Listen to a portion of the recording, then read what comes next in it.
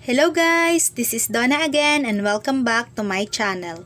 For today's video, gagawa ko guys ng lumpiang Shanghai. So para sa mga ingredients na kakailanganin natin, una, meron ako ditong soy sauce, black pepper or yung paminta, bawang, spring onion, Ajinomoto seasoning, sibuyas, carrots, at yung ating pork giniling. At syempre kakailanganin din natin dito guys ng spring roll or yung lumpia wrapper. Ayan, so yan lang yung mga ingredients na kakailanganin natin guys. So umpisahan na natin.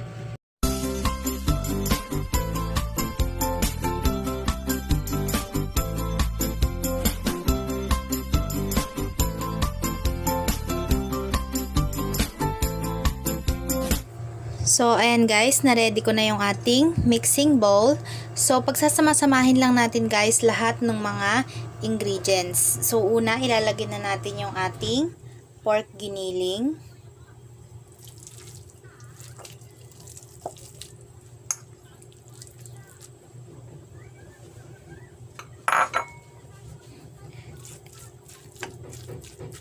Ayan. And then, ilagay na natin guys yung ating carrots.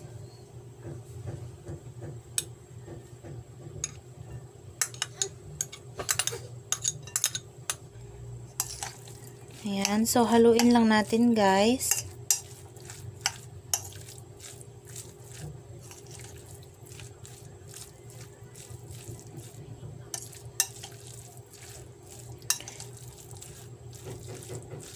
Oo nga pala guys, nakalimutan kong sabihin, kakailanganin din natin dito ng 2 pirasong itlog. So mamaya magbibit tayo ng 2 pieces of egg at ilalagay natin dito sa ating mixture. And then, ilagay na rin natin guys yung ating sibuyas.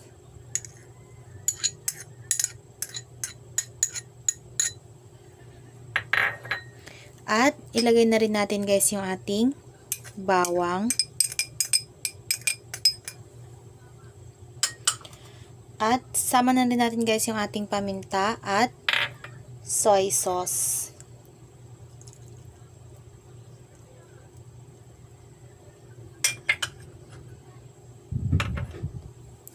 Tapos haluin lang natin siya guys ulit.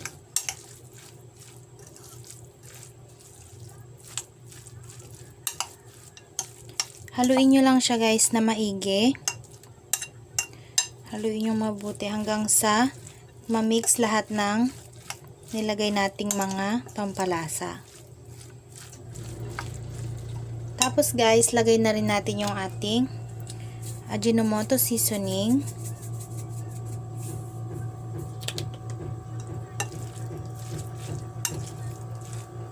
And then mix lang natin siya guys.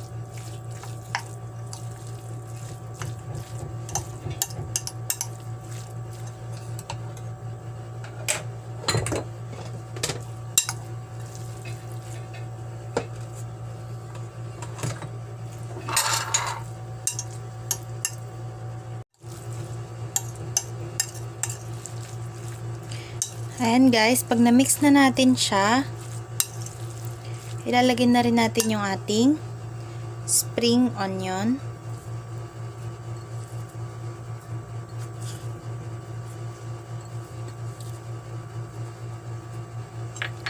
And then, mix again.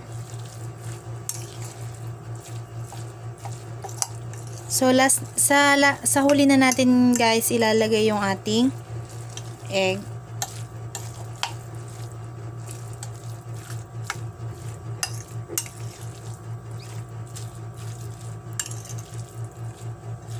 Ayan. So, ayan guys, na-mix ko na lahat ng ating ingredients. So, ilalagay na natin ngayon guys yung 2 egg na hindi ko nabanggit kanina. Ayan. So, ika-crack na lang natin siya guys dun sa ating mixture. Ayan.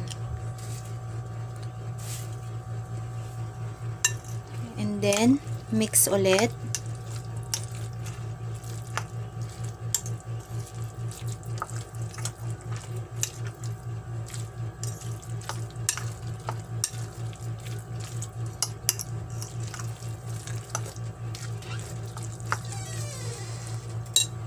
So, ayan guys, na-mix ko na rin pati yung egg.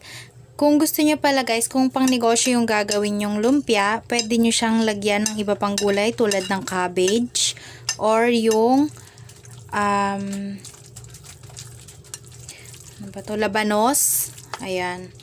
Pwede nyo siyang lagyan nun. Pero kung pang family, okay na tong ganito guys.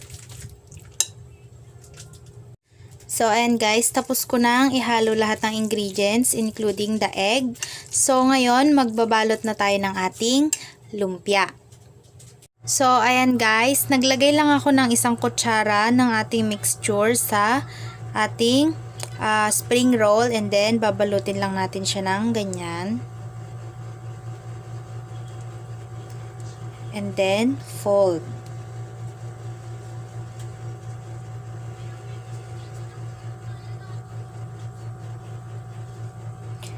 Ayan. Tapos, uulitin lang natin yung process guys hanggang sa maibalot natin lahat ng ating lumpia. Ayan. So, maglalagay ako ng 1 kutsara.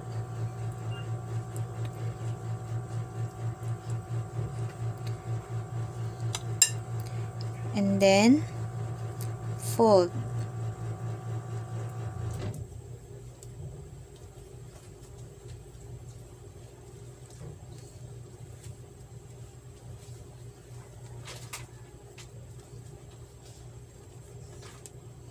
Ayan.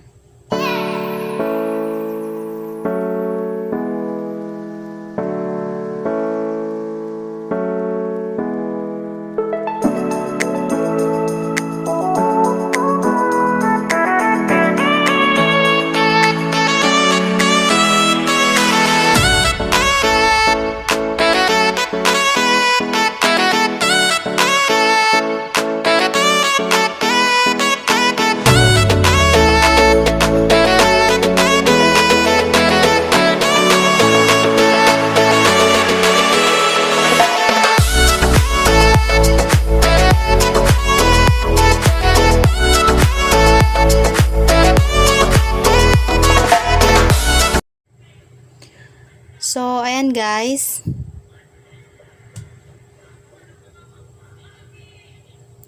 Ayan, ganyan lang siya kadali. Ulit-ulitin lang natin yung process hanggang sa matapos na nating ibalot lahat. So, ayan guys, tapos ko nang balutin lahat ng ating lumpia. So, ito na siya. So, next naman natin guys is gagawa naman tayo ng sausawan. So, para naman sa ating sausawan guys, ito yung ating mga kakailanganing mga ingredients. Brown sugar, calamansi juice, vinegar, siling labuyo, spring onion, bawang, sibuyas, pamintang durog, Ajinomoto seasoning at ang ating patis. So, ayan guys, ituturo ko sa inyo kung paano ako gumawa ng sausawan. So, umpisahan na natin guys. So, ayan guys, meron ako ditong mixing bowl. So, ilalagay lang natin guys yung mga ingredients. Una, yung ating sibuyas.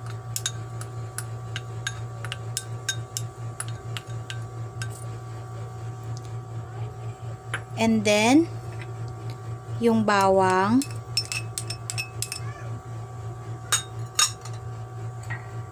Tapos, yung ating sili. And, yung spring onion. Yung spring onion guys, optional lang siya. Kung ayaw nyong lagyan, okay lang din. Or kung wala kayong spring onion, pwede na rin yung sibuyas na lang. So, ayan guys.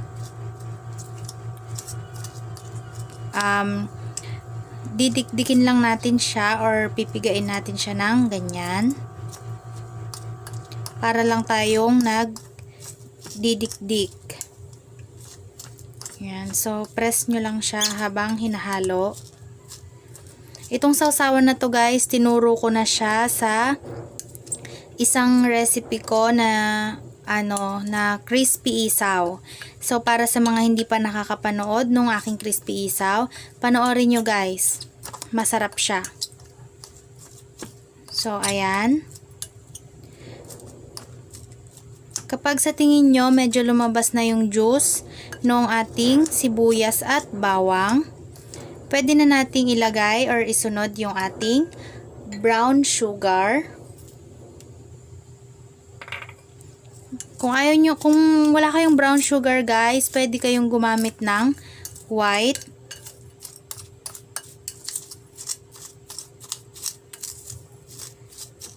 Ayan. Press pa rin natin siya. Tapos, ilalagay na natin yung ating pamintang durog at yung calamansi juice.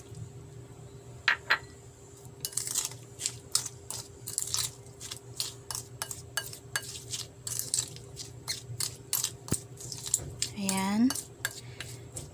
Tapos guys, lalagyan natin siya ng Ajinomoto seasoning. Konti lang. Tapos, mix again. And then, lalagyan na natin siya ng patis.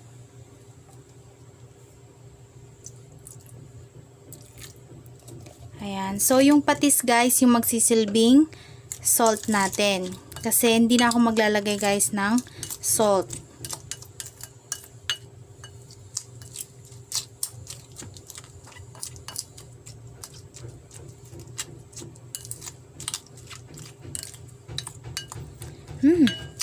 Ang anghang niya. So, ayan guys, ilalagay na natin ngayon yung ating vinegar. Ayan. Nako guys, napakasarap ng sausawan na to. I-try nyo guys kapag meron kayong mga prito or mga inihaw. Nako, napakasarap nito guys. Promise. Ayan. And then, mix lang natin. Tapos, guys, habang tumatagal yung sausawan, pwede nyo kasi siya, guys, i-stock. So, mas tumatagal, lalo siyang sumasarap. So, ito, guys, yung ating spicy sausawan. Ayan.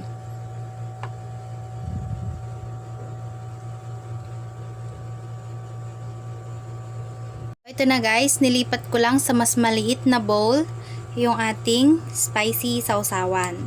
Napakasarap nito guys, perfect sa mga prito or inihaw. Ayan, napakasarap. Subukan nyo po.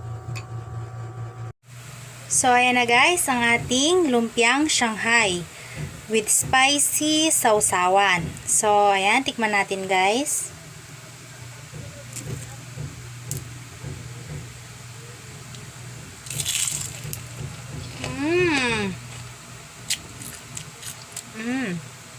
Ang sarap niya guys. At tamang-tama lang din yung ating sausawan. Manamis-namis siya na maanghang na maasim. So, ito siya. Ayan. So, thank you guys for watching. And please, don't forget to subscribe. At pakiclick na rin guys yung bell button below para updated kayo sa iba pang mga recipes na lulutuin ko. So, thank you guys again and bye-bye!